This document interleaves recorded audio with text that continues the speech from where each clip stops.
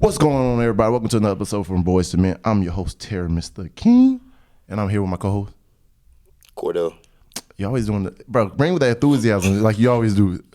Do it again. Cordell, Vaughn, Clay. There you go. And yo, we got a special guest on today, man. This is a guy that I always looked up to growing up, man. Found out he was my cousin in high school. Hey. And we just went from there, and then the relationship just grew. I always come to him for like mentorship, advice. Literally, when I'm stuck in a rut, entrepreneurial style, everywhere to go, this is the man you need to know. Let's go ahead and introduce yourself. My cousin Cordell. I'm Calvin. Hey, what's up? I'm Calvin. Man, appreciate it, Chris. Thank you, man. Hey, funny thing, I got two CCs on here. I got Calvin Cottrell and Cordell Clay. Hey, double C, no Chanel. Hey, matter of fact, that was your first little your group thing. Yeah, C squared. C squared. Yeah. Hey, y'all just don't know, man. This my cousin does literally a little bit of everything. Hold up, let me get this background thing freaking right, because it just stopped the I think that's slideshow. Yeah, it stopped the slideshow. Man, how you gonna stop my slideshow real quick? That's how you know we live, man. You know you get it live and you get it raw. You get it raw. But man, Calvin, man, go ahead and give them a little info about you, a little breakdown, like background story, a little bit, everything else to, share with the people. Yeah, for sure. The brief way, I'm Calvin. I'm a man of God, father, entrepreneur, UW graduate. Shout out UW. Yeah, man, just really been on the grind, ever since I was young. I always been entrepreneurial minded, always been, focused on getting it. Had a lot of experiences that kind of pushed me towards where I am today. Hopefully we can get to a couple of those stories and, yes, sir. and talk through them, man. Chris, I just want to say, bro, proud of you for taking this on and doing this and going hard with it. Yes, keep pushing, bro. Don't stop. Thank you, cuz. I know, and we went over a little bit of stuff last night that I feel like there's going to be some good gems to start off with, because ain't like my cousin, he pushed me, y'all. Yeah, he pushed me to achieve this. People don't understand. Because I have good ideas sometimes, but I don't follow them through. And he told me, y'all, I can get them on the podcast when we get to episode 11. Number 11. And look where we're at. We're at 11. So, man, I just want to say thank you for pushing me, because it resonated in the back of my head most majority of the time. So I'm like, all right, keep it going. I got a goal to reach. Yeah. I got a goal. But, man, where you want to start at, man, out of one of them topics we came up with? Shoot. I'll say, man, let's just go and get religion out the way. Okay, let's do it. Because that's the basis of everything. That is a good one. So, how important is religion in everything you do? Yeah, so like when it comes to religion, facts. I think, I hear a lot of people say I'm not religious. We coming up in a generation where like a lot of people kind of walking away from different religions. Facts. Whether it's Christianity is one of the biggest ones here in America. Yeah. But I say everybody is religious. Religion ain't necessarily being a Christian or being a Muslim or atheist or whatever. Like, religion is what you do on a daily basis. It's the activities and tasks that you execute on religiously. You know what I'm saying? Come hell, rain, sleet, snow, fire, it don't matter. Like, you're gonna put through to do it. Some of those things put you in bad situations. Some of those things bring you to good situations. You know what I'm saying? And one of the biggest things, when it come to it all, because I study a lot. You know what I'm saying? I grew up heavily in the Christian faith. My great granddad and my granddad built the church that I go to every Sunday. You know what I'm saying? And one of my biggest goals is to keep that church going. But growing up in that, every Sunday I'm there, from 3 years old to, I still go to this day. And from there, I'm saying, you get indoctrinated into one way of thinking. Yeah. And then as you get older, you kind of start expanding, and start being like, okay, yeah. And one of the biggest things with Christianity, especially in the South, bro, it's like, it has a slave skew to it. Like, it was brought on through slavery to control us in a way that made us be okay with the hell we was living in, which is a lot of the reasons why you got a lot of doctors and things on, do good now so you reach heaven later. But I believe heaven is a mental state. You know what I'm saying? Heaven is a mental state, bro. It is not necessarily when we die. It's what we do now to live in it. You know what I'm saying? You can either do things to be heavenly or do things to be hellish. You know what I'm saying? And in those activities gonna push you to be in different situations that can be bad for you or good for you, and so I study a lot, bro, and so I'm like, all right, let me look at the Bible for the first time with my own eyes versus my mom telling me, my dad telling me, my granddad, like what do I think of it as a man? And when I really start reading it, bro, I'm like, okay, a lot of this is like, you got to understand, like this is human history. Yeah. You know what I'm saying? A lot of people be thinking it's magic. You know what I'm saying? Oh, like, Jesus helped the blind man see. Like, they thinking physical. They thinking somebody had an eye condition and he came and waved his magic hand and now they can see. Yeah. But that's not what it means. You know what I'm saying? A lot of this stuff is metaphorical. Yeah. A lot of this stuff is encoded, because in order for me to tell you 2,000, 3,000 years from now, hey, this is how you maneuver to reach heaven, I can't say it directly because they gonna take it out. You see what I'm saying? They're not gonna allow it to be said. You know what I'm saying? And so in those different stories, those miracles and things like that, bro, it's like me helping a blind man see, or Jesus helping a blind man see, is more so somebody who in a messed up mental state. You know what I'm saying? A hobo is a good example. Yeah. Everybody think a hobo need a job. Bro, a hobo need a whole lot more than a job before they get a job. Because if they get a job in that mental state, they're not gonna keep it. It don't matter what they do, they gonna mess it up. You know what I'm saying? And so to get them wisdom, to get them love, to get them, words of guidance, to help them clear their mind from what the world has pushed them through, because people go through a lot. I grew up where I didn't have to experience a lot of hell. You know what I'm saying? I didn't have to experience traumatic experiences, like real traumas, you know what I'm saying? Like real stuff. Yeah. I'm lucky to not have to have to experience that, but it's people who went through stuff. Yeah. Bro, like that type of stuff mess up people's whole mindsets. You know what I'm saying? They can't see the same. They can't think the same, bro. That moment replays every moment. Or they messed up mentally. And so if somebody can come along and help them get that out so that they can then see the world for what it is again. Yeah. Now they back. Now they was blind, now they can see. Yeah. You see what I'm saying? All of this stuff, bro, like all of this stuff is not what it is like in the physical realm. Yeah. You know what I'm saying? It's really spiritual. It's really spiritual. And just growing up, like as I start researching, as I start figuring out a lot of stuff for myself, I'm like, I do like the Christian religion for what it really is supposed to be. Now, the thing about it is, as I also studied through my history, because I also study a lot of African history, going in school, they not teaching us real African history. Yep. They not teaching us about Mansa Musa.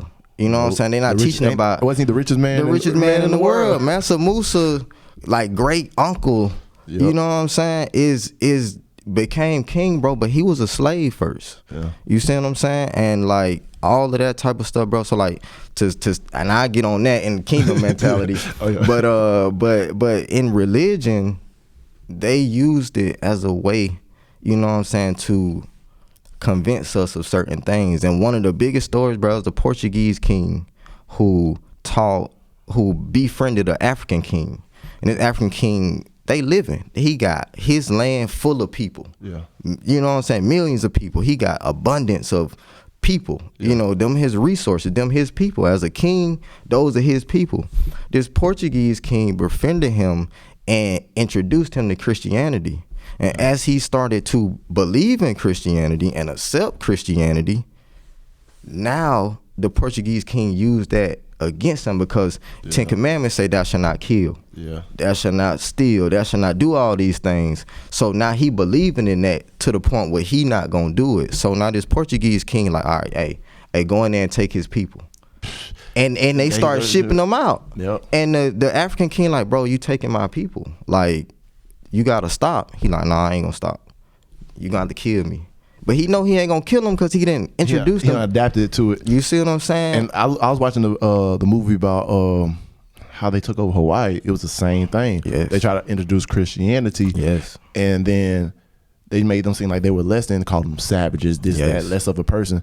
And yet know that Polynesians was like the highest literacy of people. They had higher literacy in all like nations and a group of people in the world at that time. So it's show you like that. What like I'm a Christian, but I see how they use it, and I'm like, this ain't how it's supposed to be. This ain't it. So it's like, yeah, I really think like if you're a Christian, you should reclaim your Christianity from a lot of people who was using it in ways that's negative. You know what I'm saying? I believe in it. I believe in everything Jesus was trying to do. I think that as I've studied it, I see that humans are lazy, bro. Like humans are lazy. Where if I say, hey, bro, every day you got to go out and do this, and this. Yeah. They gonna start to do it, but then they gonna be like, man, I ain't trying to do this every day. Yeah. But if you doing it, then I can just follow you. I can just be in your name, and then because you doing it, it's good with me. You know that when people be praying like in Jesus' name, like what happened if you prayed and you said in my name? Would God still bless you? You know what I'm saying? Is you moving in a way to where God would still bless you, or is you trying to be under some type of guise? Like, bro, growing up, we had a go-kart. Yeah. And it's me, my brothers and my sisters, right? My cousins. Everybody want to ride the go-kart. We had to ask my dad for permission to ride the go-kart. If my brother asked, it's a strong no. It don't matter, because my brother be in school wild and he doing all kind of stuff. You know what I'm saying? Like he doing his thing. Hey, but he doing his thing now. Hey, shout out to him. Hey, Hooper. Hey, playing overseas. Man, this is the thing about life, bro. As you go from boy to a man, you elevate and you grow. You know what I'm saying? Who you was then ain't who you are now. Yeah. But during that time, like, it wasn't going down. Yeah. If you come ask for the go-kart, nah, you ain't getting it.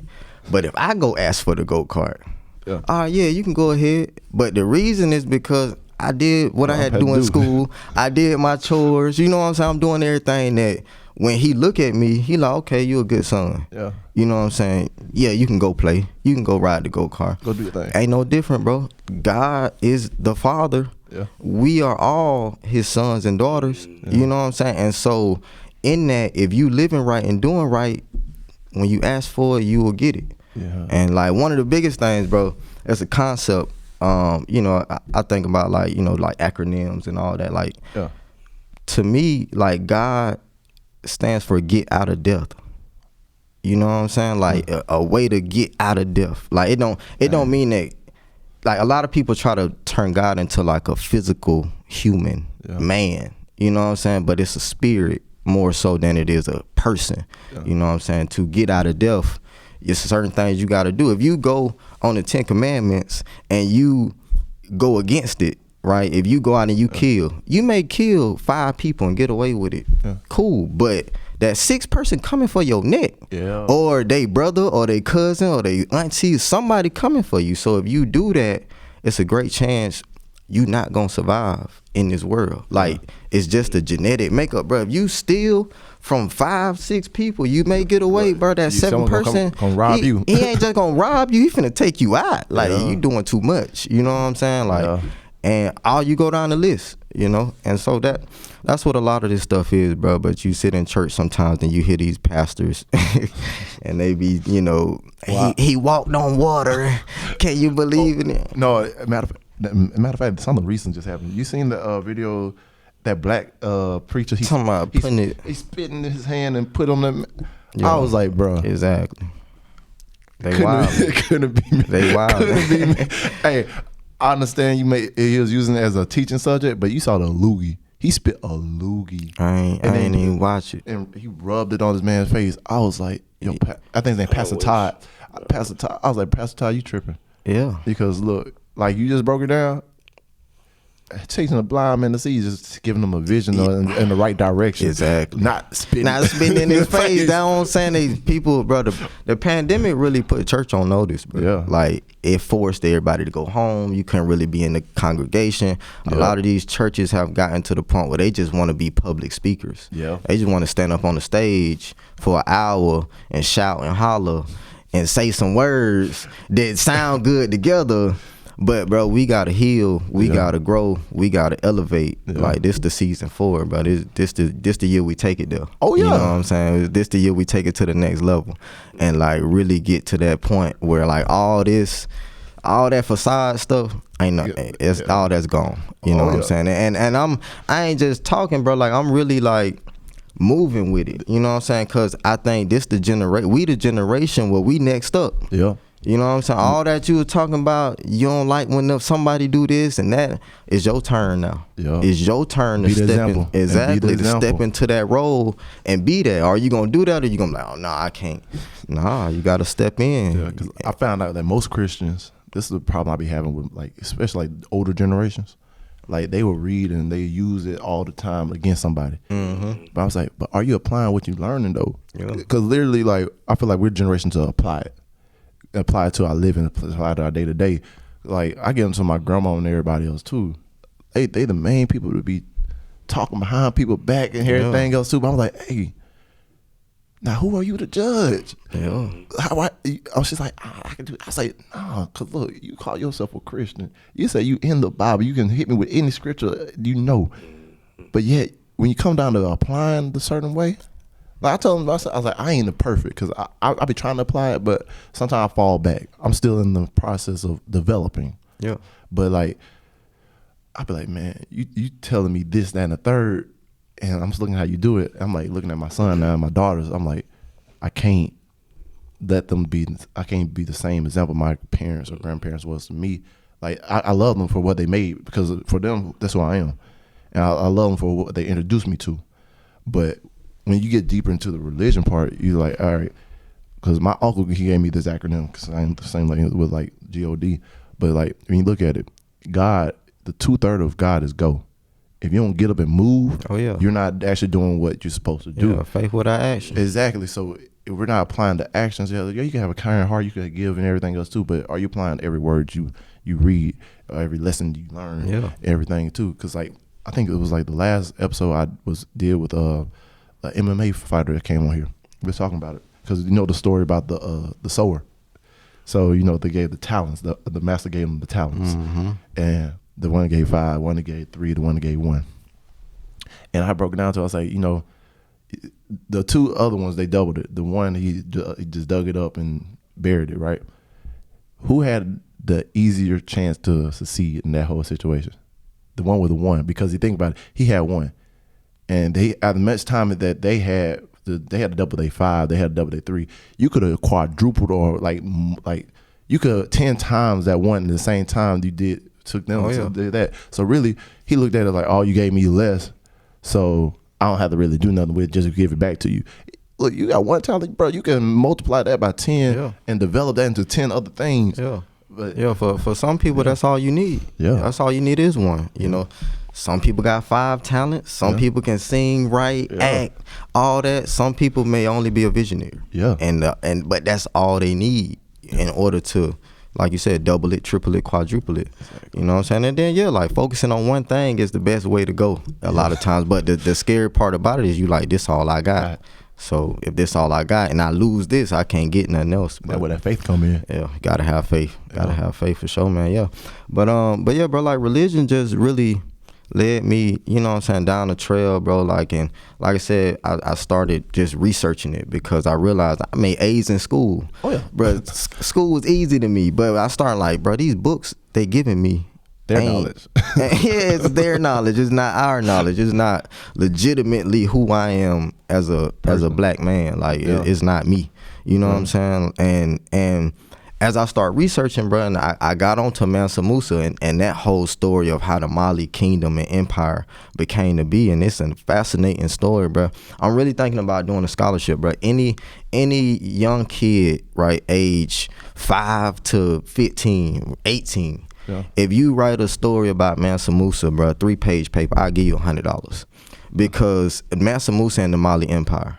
Right, it's right here on the show. Any kid submit a 3-page article on the Mali Empire and Mansa Musa and that whole story, I'll give you $100 because, bro, like that opened my eyes so much to the world. You know what I'm saying? And just like how all this stuff maneuver, bro. And really a lot of stuff based on how they did it. And so the story start, bro, is like Mansa Musa great uncle, I believe, and I ain't no history buff, so don't quote me on all this. Go do the research on your own and you'll see what I'm saying. But basically his great uncle, bro, was a slave. So, you know, we all talk about slavery and be like slavery bad, but it is. It is bad. No person should be enslaved ever. But sometimes what happened is we look at it like, well, I was a slave, so it make our standard be lower. Like I was just a slave, so it don't matter if I'm only this or that. But nah, bro, it was a slave who became a king, and not just any king, the king of the richest land ever to this date. You see what I'm saying? It ain't no kingdom richer than the Mali Empire, bro. Dang. You see what I'm saying? So I feel like they stole. That's what they stole. What's that? King Arthur, when he was like the Round Table. That's like so many different stories about how King Arthur, he ended up being like, after his dad died, they sent him off and he lived in the rags and riches and came up and became king. Yeah. So I feel like they stole that. That's it's possible, bro. Yeah. And so, bro, with that whole story, bro, like he was a slave, you know what I'm saying? Because back then in Africa, like black people we didn't see each other as, oh, you black, hey, you my brother. Bro, we all black. Everybody black, burnt black, light black, black. You black. You in Africa, you getting burnt up by the sun. If you not getting burnt up by the sun, you dead because like your skin can't handle the sunlight. You know what I'm saying? And so they didn't look at color. They looked at tribes. They looked at dialects and how their cultures was. And that's what kind of separated them. And unfortunately, it made it to where they separated themselves from each other. Like, bro, really, if the Africans back then would have been able to really link, they would have been the first USA. The United States of Africa would have been the first versus the United States of America. Bro, they had all the resources, all the tools. It's just that at that time, humanity didn't see each other as like one enough to where they banded together. And so, bro, like he was a slave, worked his way out of slavery, got his own piece of land, which was Mali. You know what I'm saying? Boom, they in Mali, they started they find gold. Right? Think about you chilling. Somebody come to you like, they like, bro, it's a room back here, man. There's so much gold we can't tote it out. Back then, money was right. The currency was something that if you did it in paper, it's a possibility it can get lost. You know what I'm saying? It's a possibility that it could like not be able to transition. And so gold was something that was like, it could stand the test of time. If it stormed, if it was a fire, whatever, gold was something that I could give you and the value stays. And so that's what made gold so valuable. The truth about gold, bro, it's enough gold that you can get everybody a room full. Bro, gold is not rare. It's more gold on this earth than we know what to do with. We just ain't tapped into it yet. You see what I'm saying? Shit. But back then, they find this gold. Nobody else really got gold like that. So now they got a commodity that they can then take, and it's alluring. You see gold, you like, oh, cuz got a chain on. It's like your eyes connect with it. Like, that's how gold is. And that, so then they like, all right, bet, we gonna take this gold, and then they start maneuvering, and they built up an empire. You know what I'm saying? Now, this the thing, right? They built the empire. Then he got old, he passed it down to his son. So now this Mansa Musa uncle. Mansa Musa uncle take over. He build it up, but he like, man, I heard about this faraway land with white sand beaches, you know what I'm saying? and just beautiful weather. It's hot over there in Africa. Beautiful weather, trees, the tropics, right? Which was America. Bro, he got the #1 like designers, engineers, all that. And they put together a team and they said, bro, we finna go overseas and try to find this land. You see what I'm saying?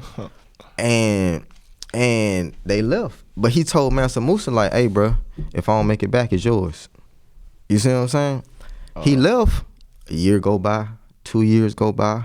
Mansa Musa tried to send people to, he like, hey, bro, go find my uncle. I don't care what you got to do.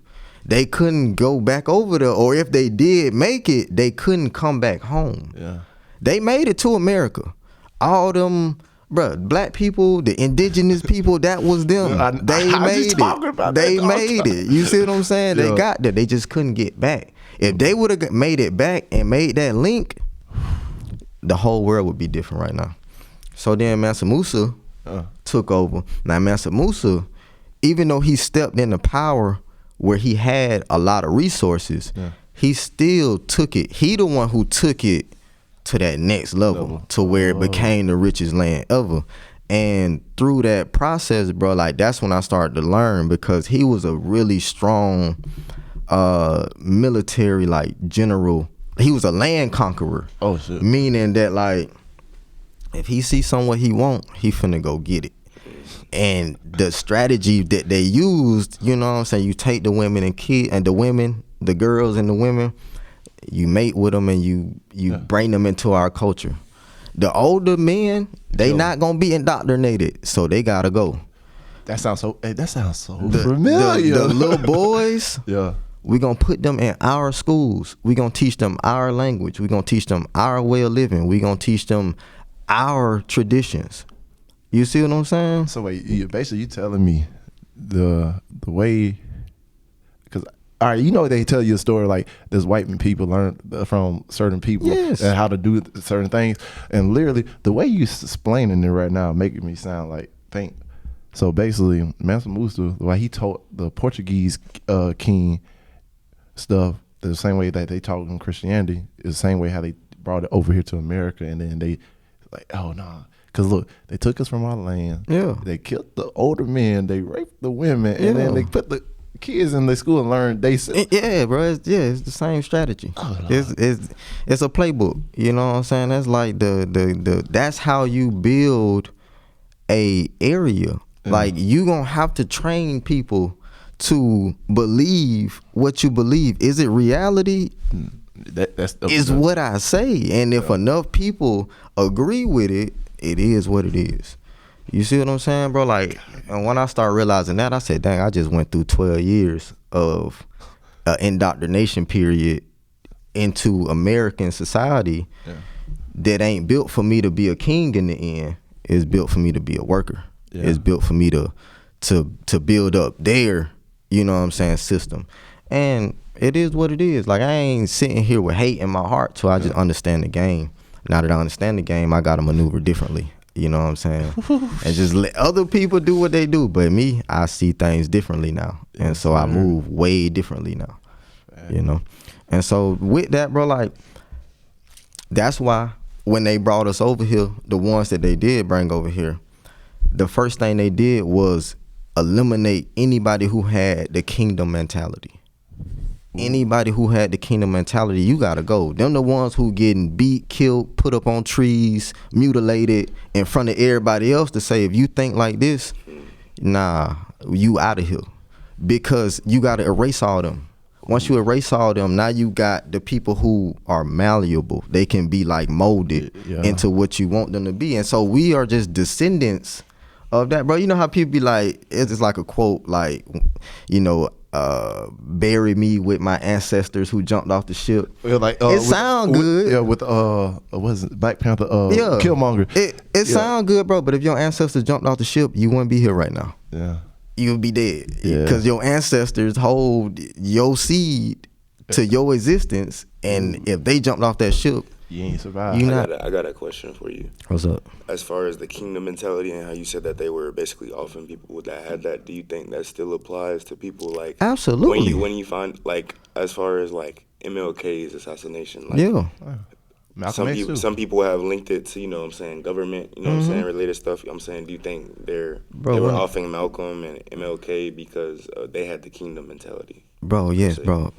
the moment they find out you got the ability to change the minds of people and the hearts of people to maneuver, they're going to attack you with everything you love. Not with what you hate, but what you love. They're going to start infiltrating your family. They're going to infiltrate your place of businesses. They're going to infiltrate your whole community and turn everything against you in order to stop you from completing your goal. You know what I'm saying? Like the kingdom mentality still exists. Oh, yeah. It's people right now who got it.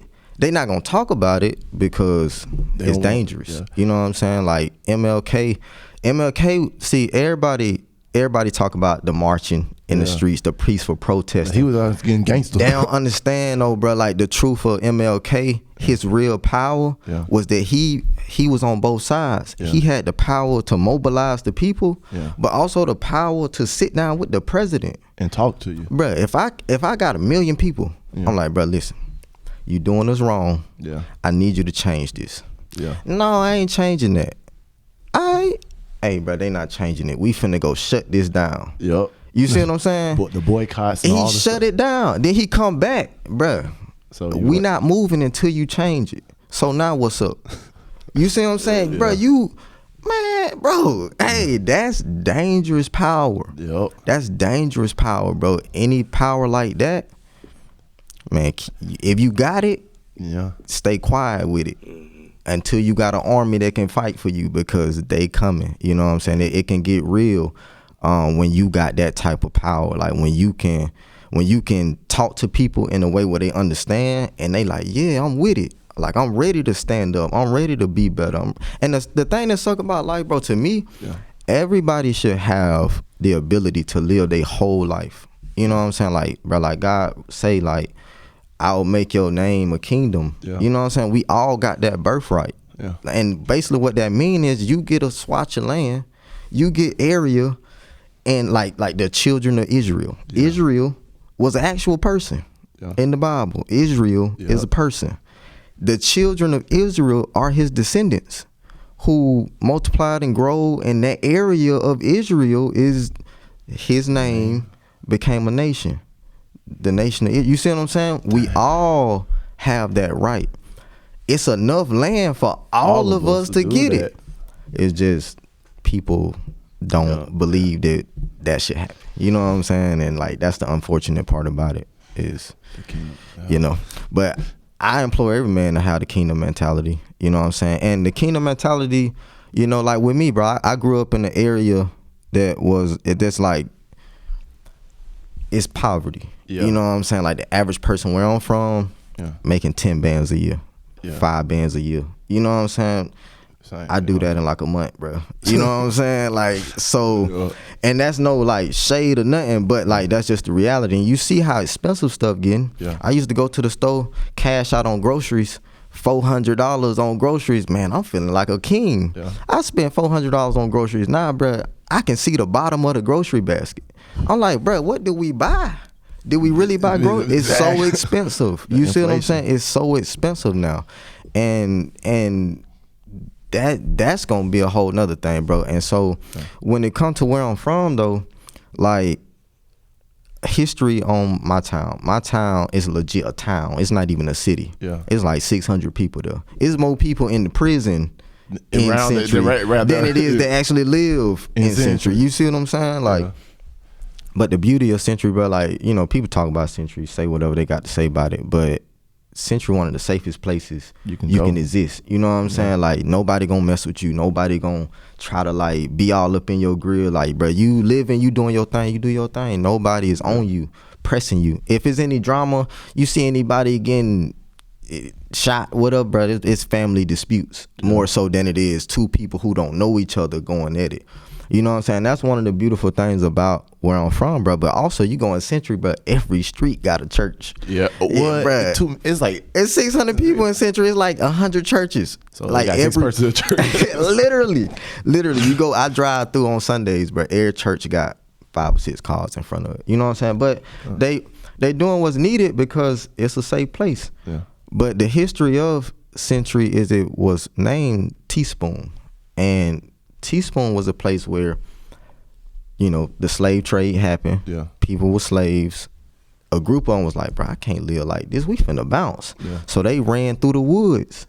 But back then, like if you go to Century, going to Cantonment, Molino, all that, it ain't nothing but pine trees and woods, bro. You get it mixed up in them woods, you can get lost in a way that can't nobody find you. Yeah. And that's what they did. They found a spot. Century is like right by the water. We got a lot of water sources, a lot of natural water sources. You know what I'm saying? And they created an area. Now, in order for your area to thrive and you to be able to, you know what I'm saying, survive, you got to find some type of way to provide value to the world. And so the value they provided was they found out how to extract the tar from the pine trees. Oh, shit. When they extracted the tar from the pine trees, they would then use it to waterproof boats. The Spanish owned Pensacola. Yeah. You know what I'm saying? Before everything happened, Pensacola, Cantonment, all them was owned by the Spanish. So the Teaspoon and the Spaniards linked up, and the people from Teaspoon would waterproof their boats. The Spaniards would come to Century, to Teaspoon, and party and have a good time. Teaspoon was a legit thriving black community, bro. Like a legitimately thriving black community. Hotels, school, like, you know what I'm saying? Grocery store, like legit. Like they built it up for real. Like, and then when the war happened and the Spaniards lost, and then now that was the number one business revenue source. Yeah, that's cut. So now that that's cut, what do you do? And you living in an area where everything around you is catered to that. I mean, it's racism, and I'ma kill you if I see you type thing. You know what I'm saying? So they had to like hunker down. The Civil War happened. You know, that period happened, and then from there, a dude named Alger Sullivan came, and they started with the sawmill. Like you see the sawmills it was a sawmill in Century. And so they built the sawmill. But the thing was, and they renamed the town to Century. It was Teaspoon, they renamed it to Century. Dang. You see what I'm saying? The thing about that though, it was good that the sawmill came because it gave people jobs, but it was bad because it was a level of what's called like indentured servitude. It's like the step under slavery. It's like slavery in disguise. Yeah. You see what I'm saying? Because you got a job, you can live, but the only income source is that sawmill. So if you don't work for the sawmill, how you get money? They made it where the sawmill opened a grocery store. The sawmill had doctor's offices. The sawmill had everything you needed, so that basically you can just take your check as a credit and then spend it in these places. But if you ain't working there, where you getting money to be able to get these benefits from? You see what I'm saying? And so that made it to where everybody was dependent on the sawmill for their income. But what happened also is during that time, they cut off a swatch of land. You cut off 20, 30 acres. You know what I'm saying? Of land to cut the trees down. Yeah. They'll sell it to somebody up north for pennies on the dollar. Yeah. But they wouldn't give us no opportunity to purchase this land out. So now all this economic growth happening, but we not able to benefit from it. We literally blocked from being able to purchase land in the place where we lived, in the place we created. Yeah. My people created that place, and then somebody came, took it, and was like, nah, you can't, this ain't your land. This mine. This mine. And I'm gonna sell it to my homeboy up north for $2. But if you want it, it's $2,000. And $2,000 today back then is like $200,000. You know what I'm saying? Like pretty much like a meal. Yeah. And so that whole situation happened, and now, you know, I'm growing up in the era of Century that's like a byproduct of all of that happening. Like the sawmill don't exist no more. Nope. You know what I'm saying? But all the land, you know, is owned by other people who we don't necessarily have the ability to purchase because they own it. They not selling it to us. You know what I'm saying? So it just make it to where the town is in a distressed state right now. Like Century is in a distressed state, but the kingdom mentality. Somebody ask you. They can wait. Wait, hold on. Let me decline that. Yeah.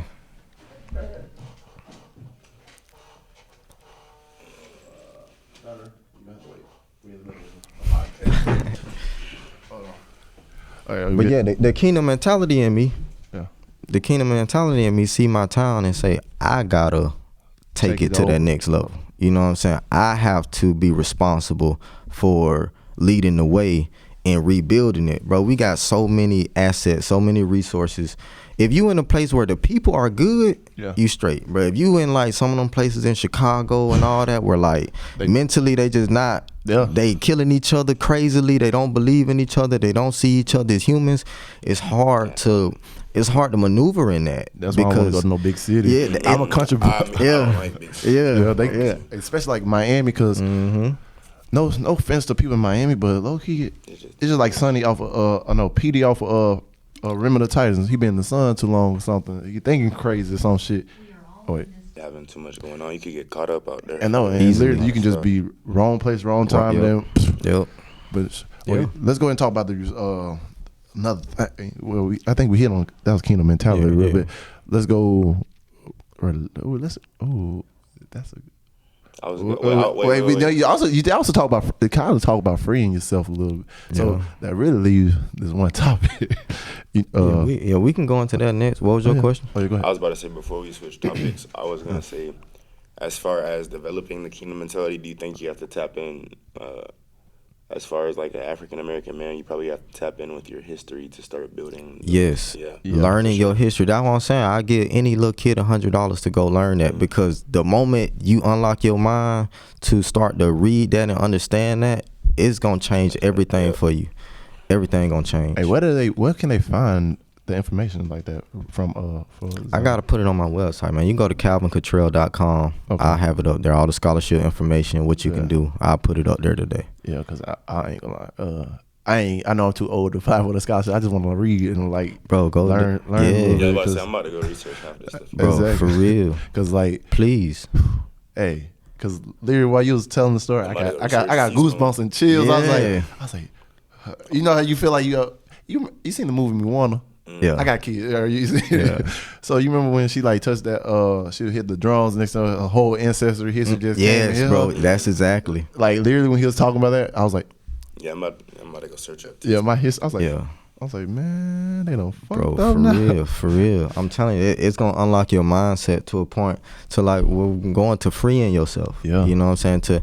I read a quote, and the quote said, "A man who works all day will never be king." No, and it took me a minute to understand that, because in life they teach us that as a man you should work. Yeah, you know what I'm saying? You get up, you go put in your hard hours, and then come home. You a man, but you a man, you a worker. Yeah, but are you a king? Yeah. And the question is, what do you want to stand in your existence on life? Like, do you want to be a worker? If you want to be a worker, go work. But if you want to be a king, you gonna have to set up life in a way where you can be in a place, but you still generating revenue. Because the truth of the matter is, you gonna have to make money some way or another. That's just the way the world go. That's how they didn't set it up, right? My daughter, she needed to get like adenoid surgery, to get some adenoids taken out her throat. Booked the surgery. A day before the surgery, but the people call and they like, yeah, we ran your insurance. It's gonna be $5,000 to have the surgery. Now she need this surgery. Yeah. So I could have been like, I ain't got no $5,000.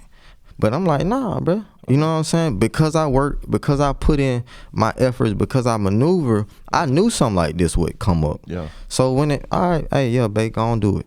Yeah. You know what I'm saying? I tell the wife, go ahead, pay it. Well, we still having the surgery. She need it. Yeah. It ain't no questions about it. Bro, when I was little, I swallowed a penny. I seen on the post, they were like, what's one of the dumbest things you did when you was little? That's one of the, I was like 2 years old, bro. I swallowed a penny, bro. Penny got stuck in my throat. It was in my throat for like 2 days and maybe longer. And the doctors had to go down with a thing and like pull it out. But, before they did the surgery, they came to my dad. They like, yeah, we're going to have to do surgery. It's going to be $25,000 to do this surgery. And my dad could have been like, oh, 25, I ain't got it. So I'm sorry, son. I'm going to have to try to fish this out on my own. But the thing about the penny was, the penny was turning.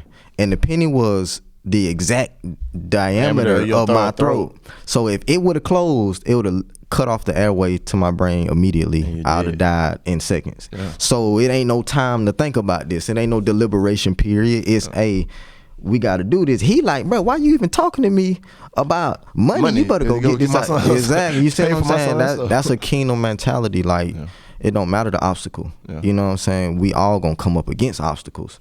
But to be a king is to overcome all that. Yeah. That's the kingdom mentality. Yeah. You know what I'm saying? And getting to a point of freedom is making it to where by having that ability, you're not working yourself 100 hours, 200 hours, 300 hours a week. You know what I'm saying? Trying to be able to do this. And there's people who work 100 hours, you know what I'm saying, a week.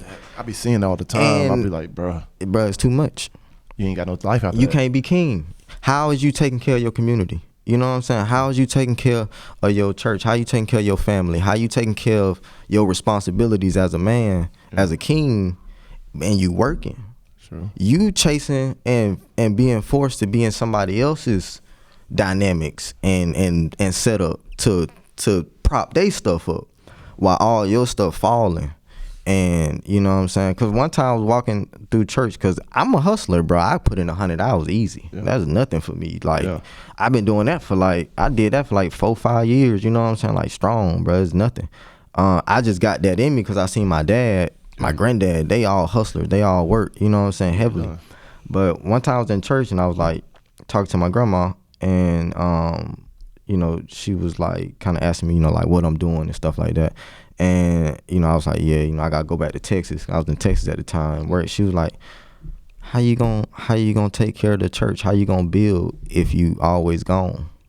She said it so subtly. It wasn't like in a, you know what I'm saying, like she trying to attack me. Is almost like a dang, a question. Like, more just like a question. Yeah, like, make you think. Yeah, and I was like, man, you right. Like, how am I gonna build this? Because everything around me falling. I'm out here working 100 hours. They not putting no hours into building up my stuff. Yeah. Everything I love falling. Yeah. Everything I love is in despair. Everything I love is crashing. Yeah, I'm over here propping they shit up. Damn. I had to change the whole dynamic of that, bro. Yeah. Now I put in hours for my church. You know what I'm saying? I put in hours for my community. I put in hours for my family. Like, I'm literally clocking hours for this. You know what I'm saying? I'm still doing 100 hours. I'm just not doing 100 hours working. Yeah. But I'm still making money because now I'm setting up plays to where the biggest thing for me now is if I can't make money off of it today and tomorrow, I don't even want to do it. Yeah. You know what I'm saying? Now, if it's something like consulting where you hit me up, you like, man, I need an hour of your time. Yeah. You know what I'm saying? $80, $100, I got you. But if it's on some like, hey, I want you to come flip pizzas for my pizza shop, you know what I'm saying? And the only way I can generate money is by the pizzas that I flip. But if I ever go down, if I ever get in a period where I can't flip them pizzas, I'm not going to make no money. You can't make nothing. Who am I in this? I'm a worker. I'm a pawn. Yeah. Never be a pawn. You know what I'm saying? And so what I'm doing now is like residual incomes. You know what I'm saying? Real estate. Yeah. Bought some land. You know what I'm saying? My granddad, my dad, since my dad was little, they been building houses. You know what I'm saying? He know how to build a house like it's nothing. Yeah. You know what I'm saying? So we be building houses around town and selling them. You know, we do that type of thing.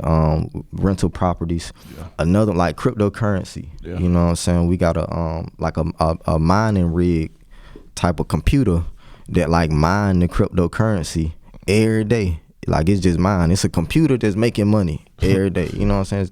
Cashing out a couple $100 a month. I don't have to do nothing but make sure it's on. It's a little button. I just got to make sure the button on. You know what I'm saying? Where people out here working, you know what I'm saying, 10, 20, 30 hours to make that same money. That just deposited in my bank account. But that frees me. Yeah. And the goal is for that to be at a level where I ain't gotta, like, even right now, bro, like, I'm doing this podcast with you, but on the back end, I still got stuff moving to where money being generated. All the time. At this second, at this very moment that we sitting here, I'm generating money. And that's the ultimate key to being free. And then it's just making sure you're not in debt crazy. True. And getting a whole bunch of debts. Once you do that, bro, you free. You know, to me, you know, Juneteenth is Freedom Day. Like, I want a lot of people to be free on Juneteenth. You know what I'm saying? Like, legitimately free. I feel you. Free from having to clock in, free from having to work, free from, you know, you having to miss your child game, having to whatever because work wants you to do whatever. You know what I'm saying? That's my biggest thing. All that's done. That's the biggest thing with me because I be looking at different stuff. Like I quit jobs like this. Oh yeah. And like yeah, when I tell them like, hey man, don't schedule me today. My son got something going on, or my daughter got something going on, and you schedule me, I'm telling you, I'm not coming in. Yeah. I'm like, money, bro. I'm just doing this because it was extra money for me. Mm-hmm. But you think your money more important than my kids? I tell them straight up, fuck you. Exactly. And I gotta go. I gotta go. He really did. I could attest to it. Yeah. Nah, for real. I tell them straight up. That's the key. That's the key, bro, is to like make sure that nothing gets in the way of, you know, because them moments is key. Yeah. Bro, the thing about it is like you got a child. Yeah. Like my little daughter, she poop on herself, I gotta clean her. Yeah. You know what I'm saying? Automatic responsibility. Bro, but during that period from her not pooping on herself to me being old as dirt to where now I'm pooping on myself, it's moments and memories that I gotta build with her to where her love is so strong for me that as I'm in my transition out, because it's twice a child, once an adult. Yeah. You a child, you an adult, then you back in child state again. Yeah. She taking care of me. She helping me. That's my greatest investment. That's my namesake. That's my seed. That's my everything. You know what I'm saying? So if I make sure that she's straight and I don't let nothing get in the way of the moments we create, then you winning. You know what I'm saying? That's the win. You winning. That's the win. Yeah. But back to this relationship. It's like, to be honest, you've been, tell me your age right now. I'm 30. You're 30. You've been with this person basically over half your life, or basically half your life. Kinda, yeah. Most people in this generation, they don't even be with nobody for like a month. Yeah. It's tough out here now. Man, it's different. Y'all, I think I was like one of the last ones of that old generation. You know what I'm saying? Like, because ain't gonna lie, with me right now, it's hard. I'll be out there. I'll be like, I look for that old school shit, but then just be like, I find a new school chick. I'm like, yeah.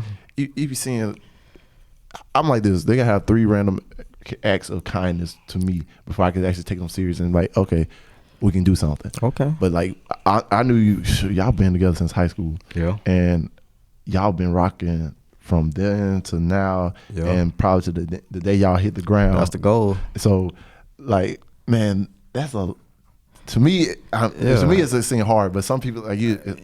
I can give some tips on that. Oh, man. First off, like I said, bro, the new school is different. You know, I'm just gonna put it out there, bro. It's different, and the truth of the matter is, like, it's more easy for people to connect and get in touch with each other, and so a lot of people feel like they got more options. Yeah, you know what I'm saying? But bro, the biggest thing, all I can do is just tell my story on how I did it, bro. Yeah, I'm not gonna lie, 'cause we had MySpace back then. That was it. That was it. Then we was first on MySpace. Yeah. If Instagram and YouTube was popping like it was, that's crazy shit we was doing back then. Jake Paul and all the other Paul brothers wouldn't be shit. Oh yeah, we've been on that long time ago. But yeah, bro, when it comes to relationships, so first thing, bro, I remember one day I was just outside shooting ball in the yard, and I just kind of said like a little prayer, bro, like, man, hey God, give me somebody that's like real, legit, like that like really love me for me, like not on some, oh, he got money, or he got status, or he got none of that. Like, legitimately, if I'm up, she rocking. If I'm down, she rocking, and she picking me up if I'm down. You know what I'm saying? Like, that's like what I asked for. You know, I'm like, hey, give me a little thing on the back. You know, I like that too. You know what I'm saying? But you know, other than that, man, just give me a beautiful soul. You know what I'm saying? And you give me that, I'll do what I need to do to keep it. You know what I'm saying? And that, I don't know, I probably like in the 8th grade when I prayed that, bruh. And then, probably 7th grade, something like that. And then, you know what I'm saying, life happened. You know, you go through that period growing up. Yeah. And I had girlfriends and stuff like that. You know, you got the chicks that you just, you know, they just what it is. And then you got them ones you like, I'm kind of serious about this. Bro, one thing I would do, if I kind of had that feeling, I'd be like, all right, let me bring you around my mama. Oh yeah. If I bring you around my mama and she like it, and she say no, it's a wrap. I don't care how pretty you is. I don't care how good you is. I don't care about none of that. If she said no, it was no. Like, and you really have to listen to your mom, if you got that type of person in your life. Like if you got a legit mom, you know what I'm saying? Like a legit mom that like really like there for you, care for you, really want the best for you. Yeah. Bruh, her energy, she gon' like connect with you in a way that what she can feel what's good for you. Yeah. And you gotta respect that. You know what I'm saying? You really gotta respect that. And that's what I did. I bring a chick around her. Shit, like, I don't know about that one, Jay. I don't really like her. All right, mine's done.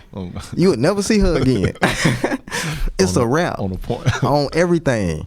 I promise you, it ain't no chick that my mama met and she said no that I kept that type of relationship with in seeking to make this somebody that I want to make my partner in life. You know what I'm saying? Nah, will I play, have fun, do all them things?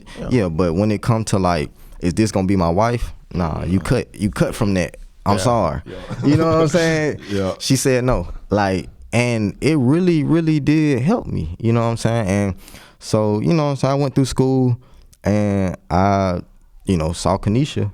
And at the time, like, bro, it was like a campaign to get us together, bro. Like, I'm talking about her friends was advocating for us to get together, bro. Like, it was like they coming to me between periods, like, you talk to Kanisha? Yeah, I'm like, yeah. I know about her, bro, but she not ready. Yeah. You know what I'm saying? I could just feel some energy from her where, like, Kanisha was like a hothead in high school. Like, she'll cuss you out in a second. I seen her fight. Yeah, throwing hands on like goddamn. All that, bro. She really was a hothead, but she was going through a lot. Yeah. House burnt down, so now she displaced. She living, you know what I'm saying, with family here, family there. She come home from school, she don't know where they gonna be. Yeah. You know what I'm saying? These things I learned after we got together and started knowing each other. But during that time, when I seen her, I was like, I don't need to be in her orbit at this moment. Yeah, she got stuff she got to figure out. You know what I'm saying? And so I'm like, hey, bro, you go do your thing. You figure yourself out. And then when the time right, we gonna do what we need to do. And then, we got to about 11th grade, and then that's when we kind of like start talking and stuff. Yeah. But when it comes to relationships, bro, a lot of people don't understand, bro. It's phases to a relationship. Oh, yeah. Right? And you can't skip the steps. If you skip the steps, you're going to have a broken heart. I'm just going to let you know. And the phases, bro, it's like 4 phases, bro. You got the talking phase. Yeah. You got the, all right, we serious phase. Yeah. You got the engagement phase. Yeah. And then you got marriage. Yeah. You know what I'm saying? A lot of people try to go straight to marriage. I love her. I'm going to marry her tomorrow. Nah, bro, it don't work that way, bro. The talking phase going to be 2 to 3 years. Yeah. Y'all may, you know what I'm saying? Like, when I seen her, I knew she was the one. Yeah. But at the same time, I know that life take time for everybody to elevate and grow. And if we really gonna legitimately be together forever, then time is the last thing that should get in the way. Yeah. Because that's unlimited when it comes to this love. You know what I'm saying? So with that, like, you gotta let the talking phase go for like 2 to 3 years. You know, it's like you said, your random acts of kindness and all that. That's where you weeding it down. You figuring it out, bro. Like, is this the person I wanna? Now, the first thing I did do, bro, I said, yeah, I like her. Yeah, we talking. You gotta come meet the mom. Yeah. You gotta meet my mom. That's the first thing. Know what I'm saying? That's on jump. Yeah. And but her family, bro, was pretty much like the same way, bro. Our family's got a lot of similarities. Oh, trust me, I know, bro. On Wednesdays when I was at my mom's house eating spaghetti, she was at her mom's house eating spaghetti. Cause we'll go to visit my mom on a Wednesday. I made spaghetti, get a plate. Yep. We go down to her mom's house. I made spaghetti. We like, God, is y'all talking? I'm talking about this spaghetti, it's chicken, it's fish. All the meals that we would eat on certain days was the same. Yeah. Bro, like, a lot of our life stacked up together where we had extreme similarities. You know what I'm saying? Yep. The craziest thing too, bro, is my great granddad and her great granddad was like best friends. And we didn't even know it. You know what I'm saying, bro? So it's crazy. Oh, shoot. Yeah. Hey, that's like that Hallmark type of love. I know, right? It is. It's the 1 in a million. I'm lucky. Yeah. I got lucky, bro. Like, I'll just tell you that I ain't do no special whatever. Like, it was just luck for real for me. And then, in that period, we just kind of locked in. After about 2 2 or 3 years of us like being together, we really like was like, yo, we gonna take this for real and make it serious. Moved in together. Yeah. I know a lot of people be like, don't be shacking. Yeah. Bruh, you don't know a person till you live with them. I promise you don't know them till you live with them. Yeah. They can put on all type of facades. They can tell you anything they want to, but you wake up next to that person, you go to sleep next to that person, you have your day-to-day, you gonna see life differently.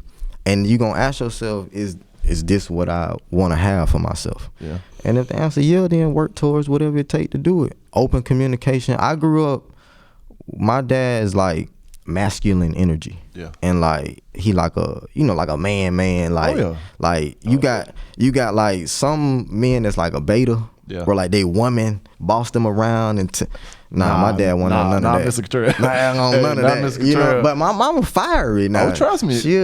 But at the same time, he know how to, as a man, communicate with her in a way that's not demeaning, that's not tearing her down, that's not making her being belittled or none of that. But communicating with a woman to get her to go with the play, but invest in it too. You know what I'm saying? And like that's one of the biggest things. Like as a man, how can you get your woman to believe in you? You know what I'm saying? I don't know if you saw the movie Encanto that just came out. I think yeah, like that. She had 3 kids and her husband, they was escaping and he got killed. Bruh, she didn't remarry. She put his picture up in the house. Yeah. That's the type of love I want. You know what I'm saying? And think about that real love. I had an ex-girlfriend that something similar like that happened. Like her ex-boyfriend was killed in front of her, and she still loved this dude because they really never broke up. So, and so it was weird for me because like she said pictures of the dude up with her, and I was like, and she told me the story, and I understood it. Yeah.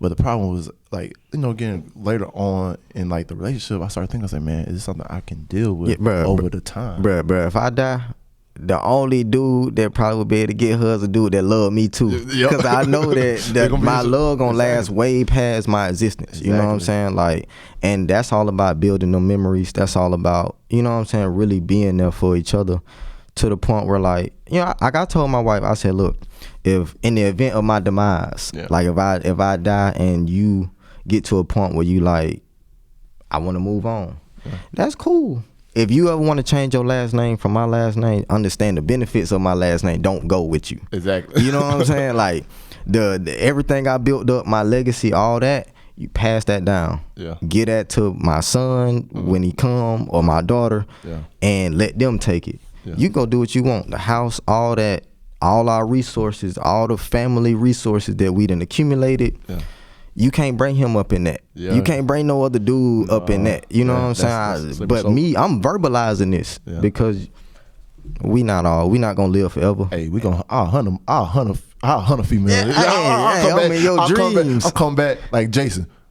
Right, I'm on you. What's up? What you doing in my bed? I'm on you. For real. But yeah, bro, like that's the key to a lot of this stuff, man. Like I got lucky with when it come to love though. Like I hit the lotto.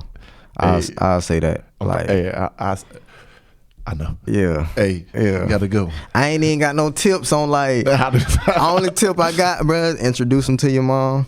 Yeah. Or somebody you love. Yeah. You know what I'm saying? If they pick up on something, listen to it, cause love is a dangerous drug, bro. Love is the most dangerous drug. It can skew your vision on everything. Everything. You don't even see the same no more. Nope. You know what I'm saying? And unfortunately, that's the thing about love. Yeah. It's double-sided. It can be good, but it can be really bad. Double-sided sword. Yeah, and the only way that you're gonna be able to get a perspective outside of the interior of it is somebody who know you, love you, and care for you, saying, hey, this is what I'm seeing. Yeah. Cause you're not gonna see it when you in it. You know what I'm saying? You're too close to it. Like you're too close. Yeah. Yeah. Take it through the stages. Go through the talking phase. Yeah. This the talking phase. Yeah. Then once you get serious, go through that serious phase. And then once you like, this it, that's the engagement. Yeah. Bro, me and Kanisha been together about 11, 12 years. We only been married for like 2. Damn. You see what I'm saying? We been together forever. Made sure. I'm not rushing this. It's a one-time event. So y'all was in the talking stages for 2 to 3 years. Yeah, we was like together. It was like that high school love. Yeah. You know what I'm saying? High school that's love. where you started. Okay. And it's different. When you 24, 25, 30 years old, they be looking at you like, we not talking. But at the same time, you gotta be like, listen, if it's real, this time stuff in these titles, that don't matter, bro. That don't matter. It don't mean nothing. Yeah. If you want that title so bad, you not seeking me. You seeking a title.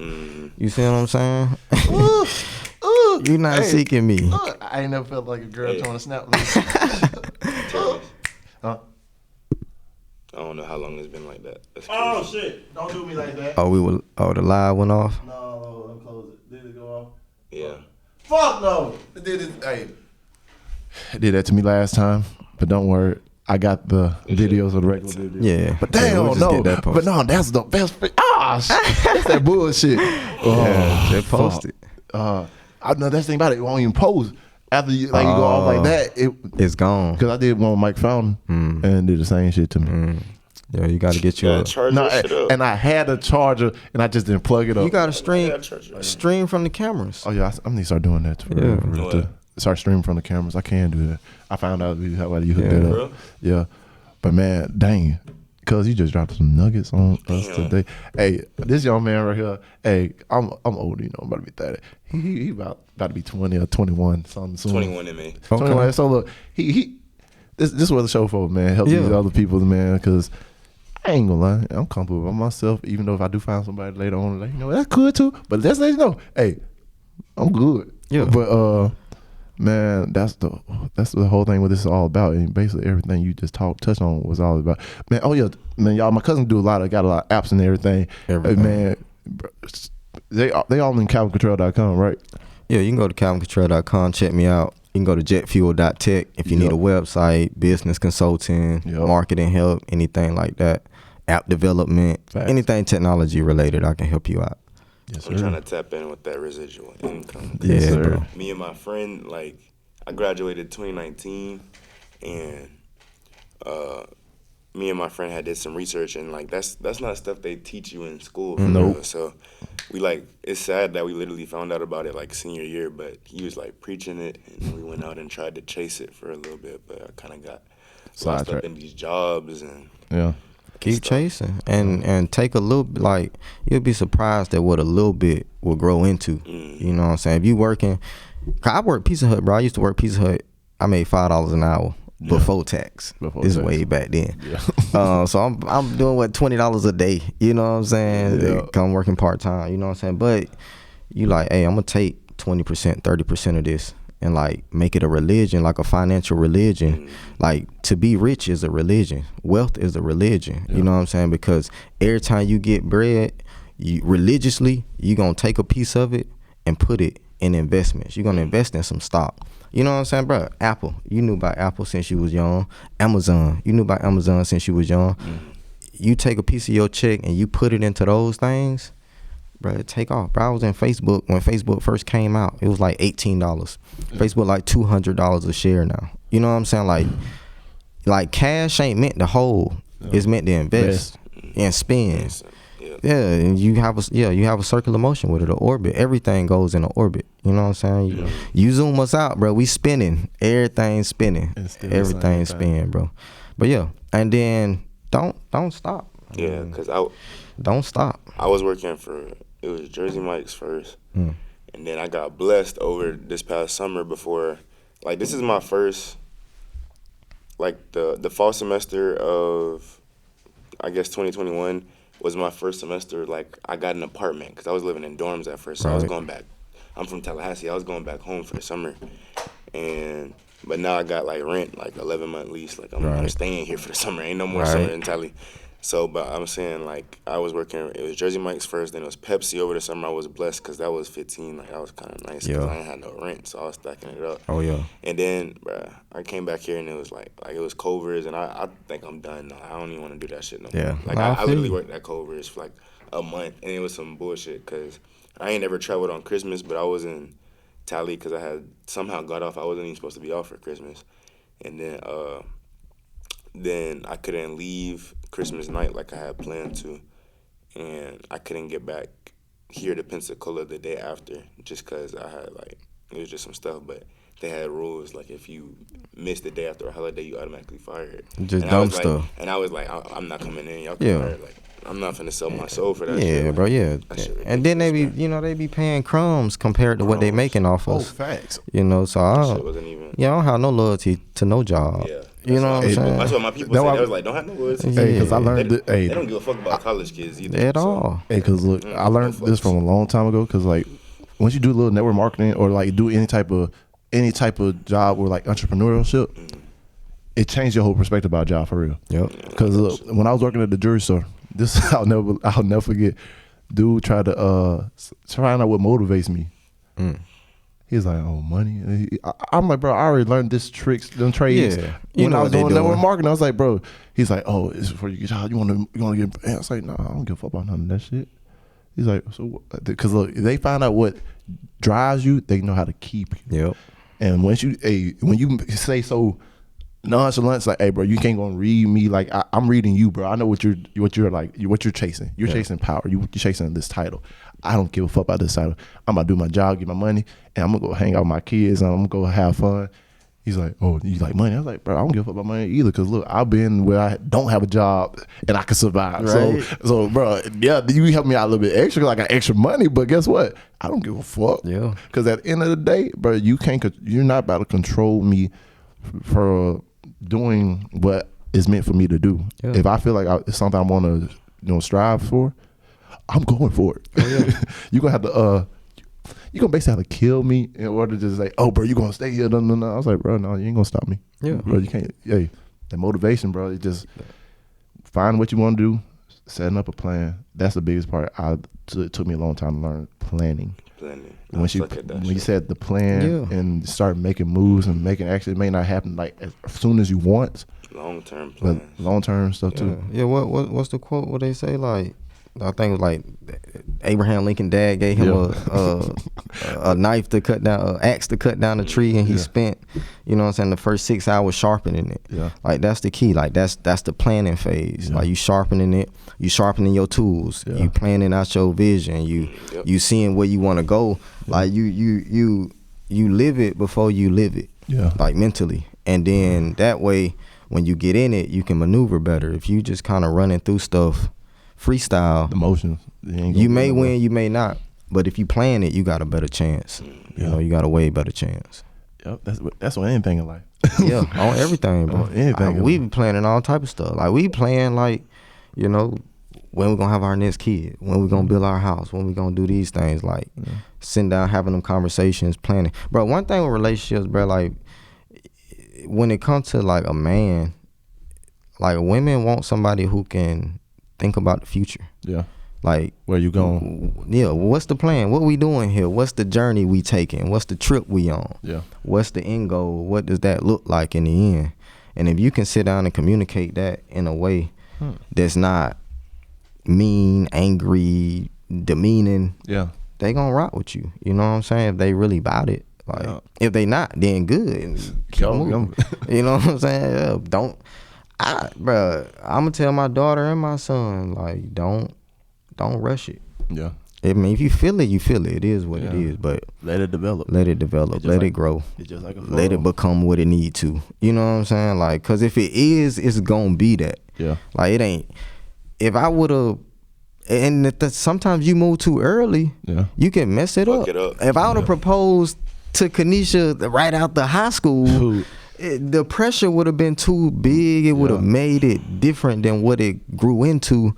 You know what I'm saying? You got to go through life, you know what I'm saying, and like really develop before you just jump into something like that. You can't just dive in that water. No. You got to put your toe in first. Yeah. Just see what it feels dip like. the pinky toe in first. That's what I'm saying. A little bit too warm. Yeah, a little bit too warm. You back up. Let me change the temperature a little bit.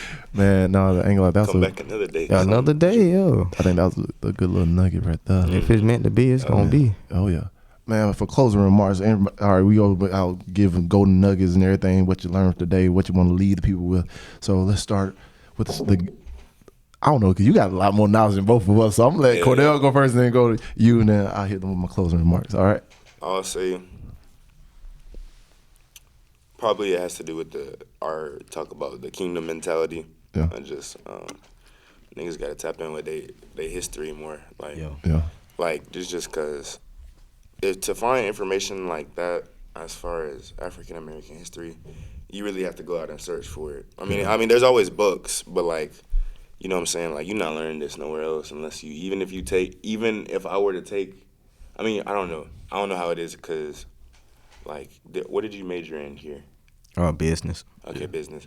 Well, if I were to take, I'm just saying, I don't know how it would be to take, like, an African-American class here at a PWI. It's not going to be what it is, though. That's what I'm saying. It's heavily skewed that's what I'm saying. against the kingdom mentality. Yeah. That's what I'm saying. So you got to really go out. They still do the slave mentality. Seek that information. Seek it on your own. And just build up the building blocks to have that mentality. So yeah.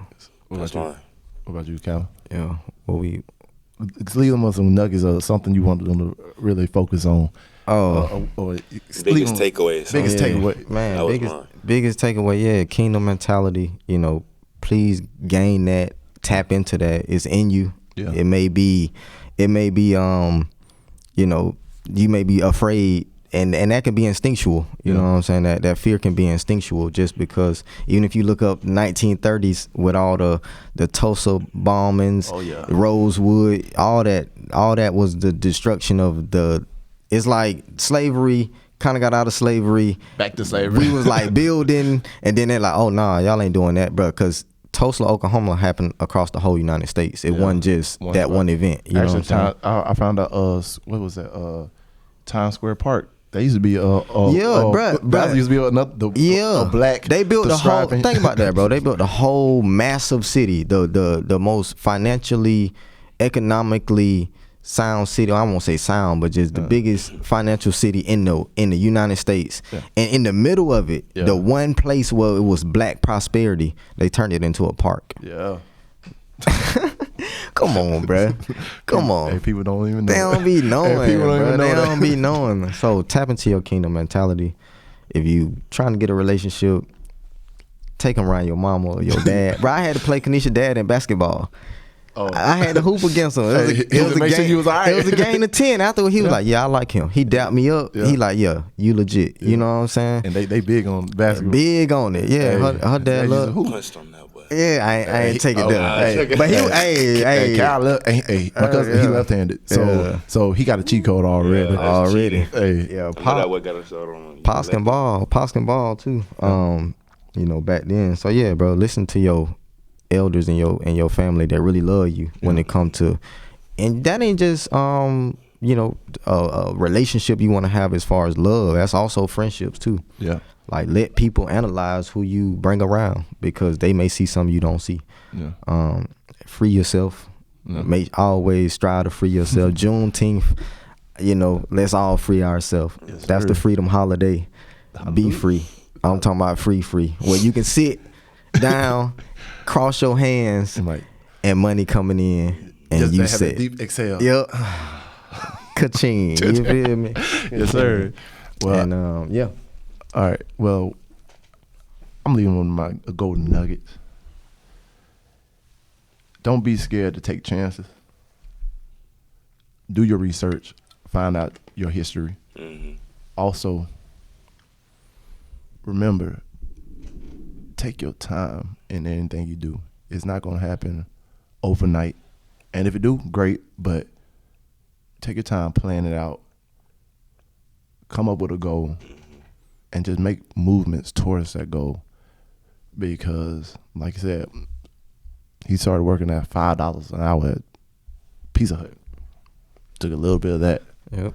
And right now, like you said, he make over $10,000 a week. A month. A month. I'm getting to the weekly. Hey, getting into the weekly. Yeah. Hey, I'm just. I was there at one point. Exactly. Yeah, I sent you the check. Exactly. Yeah. I was like, yeah. It's ebbs and flows, man. Life is like a heartbeat, bro. It go up and down. Exactly. So keep that mindset. So just remember, man, how bad you want it, you just got to put in the effort to go get it. Same effort. Straight up. And once you go get it, continue to piece the people around you that are going to help push you and build you up and build themselves up so we can build a community to have the same mindset, that kingdom mindset. Yeah. And I ain't saying 2020 may be the year y'all may hear this, but whenever y'all hear this, from that moment on, y'all need to take action. Don't let nobody hold you back. Let nobody tell you you can't do it. You just got to do it. And remember, this is my closing remarks. Always dream big dreams, because small dreams have little magic. And thank y'all for tuning in for this episode from Boyz II Men. Peace, love, and happiness. Yes, sir.